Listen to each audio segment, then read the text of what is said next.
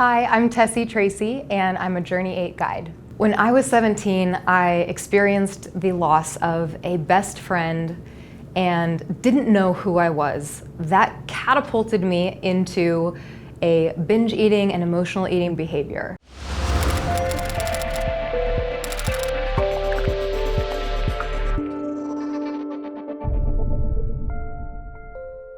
I think one thing that really sparked a really pivotal point in my life was actually when I was 17 and my best friend and former boyfriend at the time passed away in a car accident.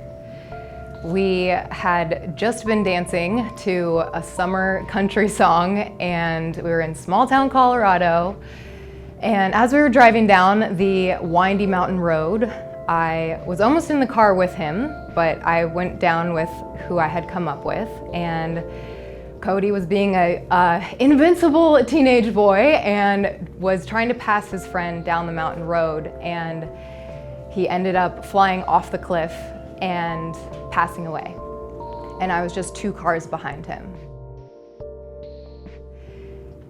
I didn't realize exactly at the time everything that was going through me, but I remember feeling like I didn't know who I was anymore. I didn't feel I had anyone to turn to because he was that person that the insecure teenage part of me could go to when I was feeling, not good enough or feeling imperfect. And I felt I didn't have that person to turn to anymore, and I didn't know who I was. And a behavior that stemmed from that was actually a kind of binge eating and emotional eating behavior.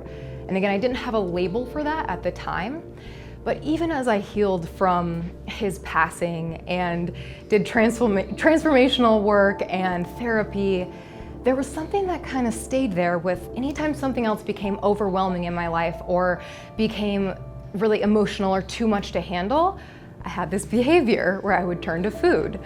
And later discovered that, it became a coping mechanism because it was setting off pleasure receptors and it was actually comforting me in the moment. I really got an awareness around how powerful that behavior was when I was 25. I did a bodybuilding show because I was a lifelong athlete, cheerleader in college, graduate college, had sports withdrawal. So I'm like, what am I gonna do now?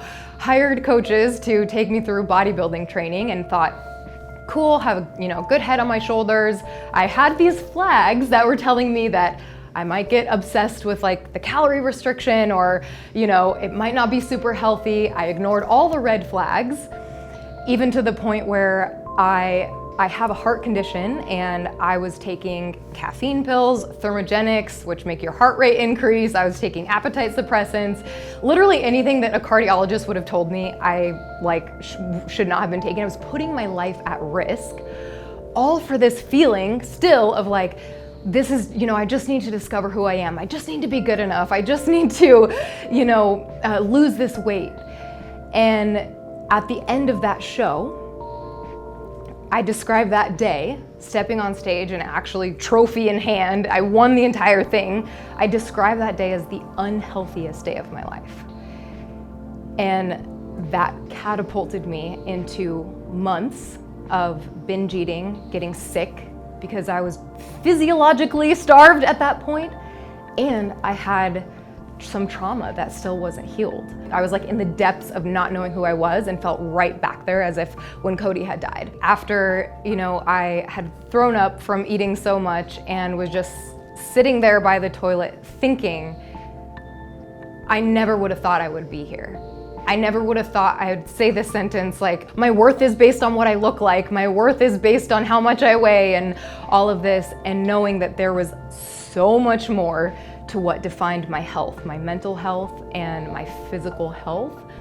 And so that was kind of the catalyst that started me on a journey of healing. So I've really been on this journey and kind of went through at least 10 years of self-discovery and healing. And while I'm at a place now where I'm using tools to support others, I'm still on my own personal development journey and will continue lifelong. Now I work as a certified eating psychology coach, and I'm a fitness expert as well, helping people who maybe feel, and maybe that's you, who feel, okay, I'm experiencing emotional eating, I'm experiencing negative body image, I have a really negative relationship with food, and know that it's possible to have a wholehearted, empowered, sustainable approach to creating healthy habits and also having self-compassion for yourself. And I work and guide people through a 7-step process to really go from that breakdown and discovering where that comes from and where you want to be, so that you can create breakthrough and feel healed and whole and love your body and have a peaceful relationship with food. Throughout my journey of personal development, one of the most powerful teachers and a mentor to this day is Mark David, who is the founder of the Institute for the Psychology of Eating. And he has a book called The Slow Down Diet, which not only combines this spiritual approach to our relationship with food and body, but it also encompasses the science around what's happening in our metabolism when we include pleasure in our life and when we're slowing down with food. So I really loved that combination of the spiritual and the science. Another person I love for this as well is Dr. Joe Dispenza.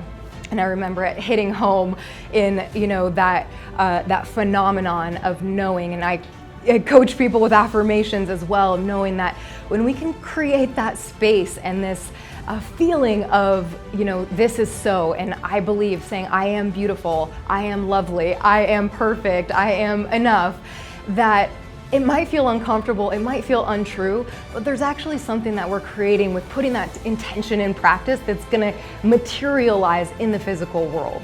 So that's one thing I really took away from Dr. Joe Dispenza. A few other personal teachers that have really impacted me through transformational workshops are Chris Lee, Michael Strasner, and Krista Petty.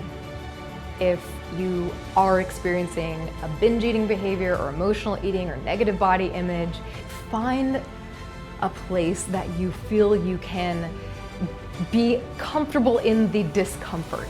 And that might mean sharing what you're going through with someone that you trust. It might mean that you're going to take on a new practice or practice not dieting, not restrictive dieting, and to know that when you're trying something new, that discomfort can also be a sign that you're on the right track.